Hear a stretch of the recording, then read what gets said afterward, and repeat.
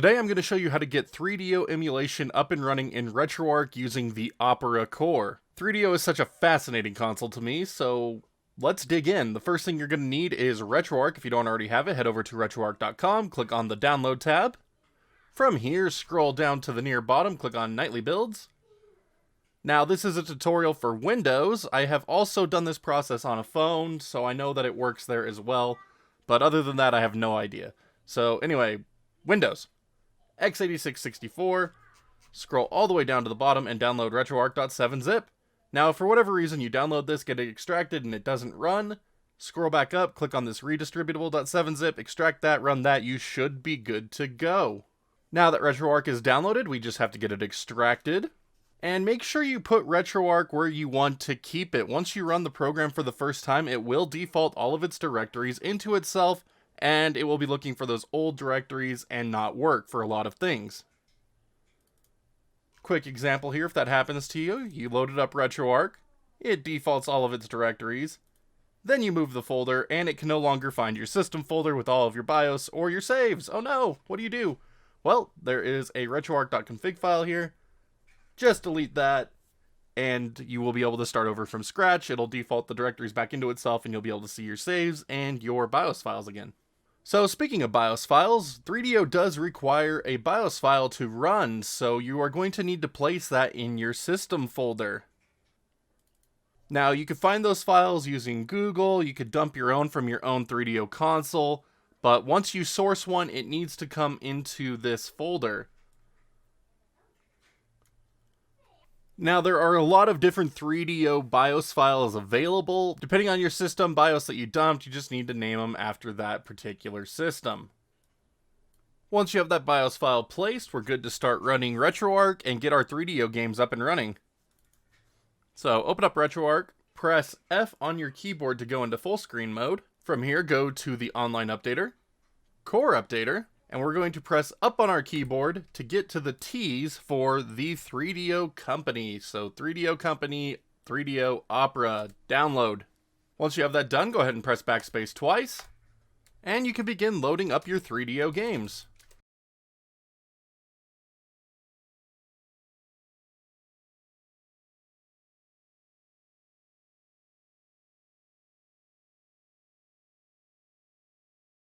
And there we go, 3DO games up and running within RetroArch.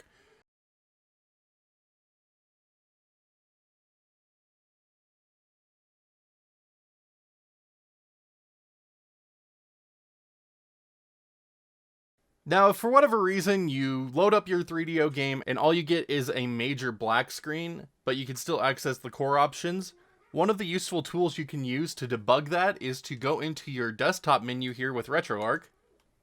And by default, it should have your history file selected, and you should be able to see the 3DO game that you tried to run. And over on the right-hand side, it will show all of the available 3DO BIOS that you could use, and if it can detect one, it will be green. If it doesn't, they'll be red, so make sure that your BIOS file that you're trying to use can be detected. But a good method to troubleshoot whether or not it's your BIOS or game file that you're having an issue with here.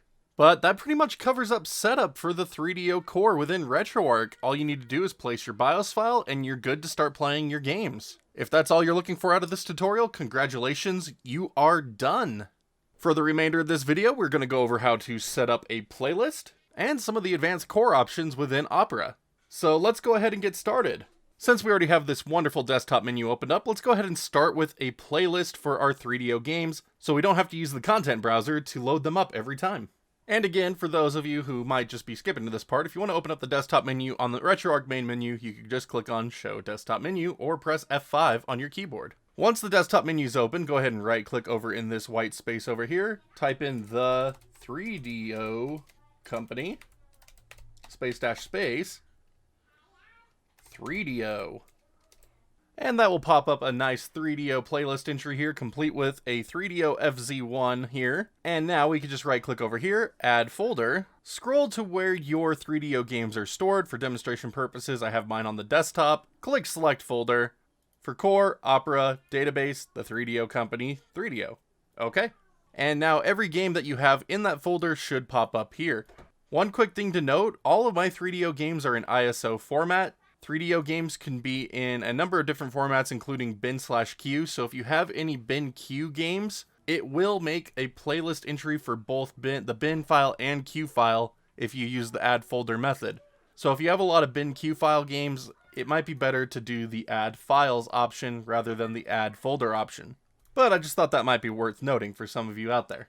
Now you can further pretty up these playlists by right-clicking on the playlist entry, download all thumbnails, this playlist. Now, the games do need to be named a specific way for the automatic downloader to work.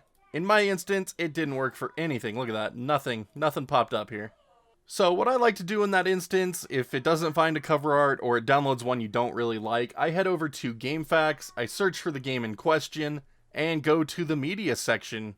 GameFAQs users upload a ton of images, including box arts for games, and they're usually in pretty good quality. So I'm just going to right click, save image as, I'm going to put it on my desktop. Now I'm going to make sure I select Doom from my playlist, and I'm going to drag the box art over into this area over here that says box art. Look at that. And now my copy of Doom has a box art that will show up whenever I am in RetroArch and select Doom. You can also repeat the process for title screens or in-game screenshots if you like. I just like having box arts personally. Now to get this playlist to show up within RetroArch, just go ahead and close it down and start it right back up. Now over on the left hand side of the screen there's a wonderful 3DO playlist entry complete with random 3DO controller. Those controllers are so weird, I must admit. They're kind of cool, but they're weird at the same time. When you select it, your games will show up, and if it has a cover art, it'll be over on the right hand side. Then to run a game, all you need to do is select it and click on Run. But now let's go over some of the advanced core options that are available within Opera. By pressing F1 on your keyboard, or if you have a controller plugged in, you can press the guide button if it has one, and it'll bring you to your RetroArch quick menu. From here, you can scroll down to the middle here and click on Options. And there are a number of different things you can change within the Opera core. We're not going to mess with a lot of them because there's really no reason to. So the first thing I think people are going to be interested in is the high-res CEL rendering here. This doubles the output resolution of 3DO games, so for those of you that like upscaling, you will want to tick this on. So, example here in the Need for Speed. That's what it looks like on. That's what it looks like off. Crazy, right? Another option that might be interesting to a lot of you 3DO buffs out there is the fact that you can actually overclock your emulated 3DO. By default, the 3DO runs at 12.5 MHz. You can overclock the emulated CPU all the way up to 25 MHz, but I have actually found that this breaks a lot of things. I don't have the most 3DO games, but whenever I get above 1.5, it seems that games stop working, so if you want to experiment with this, definitely go incremental. But it does a lot to really help out the frame rate in a lot of these 3D games, and even on Doom it helps out a little bit, but the Doom port on 3DO is pretty badly optimized, so it doesn't fix it, unfortunately. But here's an example of the Need for Speed running with a 1.5 overclock.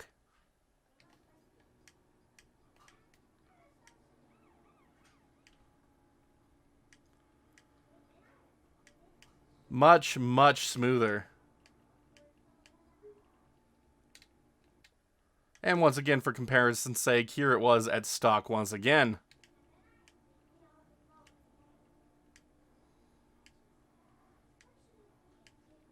Pretty big difference. Now, 3DO can be pretty demanding on emulation if you have lower end hardware, so there's actually a couple of things built into the emulator now to help speed it up on some lower end devices. First up is the Opera OS SWI HLE. If you have a game that's giving you particular performance problems, you can try ticking this on, see if it helps out. And then there's also the Madam Matrix engine. By default, it uses hardware, but there's also a software implementation, and in some games, software will be much faster. Next up is the Env Ram Storage. Leave this on per game. The 3DO doesn't have the biggest built-in memory, so if you have all of your games being shared across a single save file, you will run out of space, so leave this on per game so you'll never have to worry about that. Next up is active input devices. If you're trying to play a multiplayer game, you will want to come in here and set the number of players you're using. And when you're done, make sure to set it back to 1 because there are some games that will be broken if you have more than one controller enabled. So if you have this set higher and your game will not recognize inputs, come in here, try turning it back to 1, see what happens. Now, lastly, there are a number of hacks to get certain games to work right, so if you own any of these games, you will want to turn on these options. I don't own any of them, so I don't know more about the specifics, unfortunately. And that's really going to do it as far as 3DO emulation setup is concerned. Again, the 3DO is a very fascinating system to me, so I'm glad that we do have a pretty decent way of emulating it. There are a number of games that don't run well, but for the most part we have a pretty decent experience emulating 3DO, and it's only getting better. As always, if you have any questions, feel free to ask them in the comment section below. I will do my best to try to help you out with setup. But that's really going to do it. So thank you as always for watching today's tutorial. I can't thank you enough for helping continue the growth of this channel. If you haven't already, make sure you hit that sub button, that like-dislike button, just depending on how much you like today's tutorial. And if you'd like to further help support the channel and keep content like this coming towards you, check out that join button here on YouTube or my Patreon link in the bottom right-hand corner of the screen. As always, I am just grateful for your consideration. And for those of you who have already done so, thank you so incredibly much for being my champions. Again, I cannot stress enough how much this helps me keep doing this. So thank you. But that's going to do it for today, so until next time, stay awesome, and we will see you all back next video.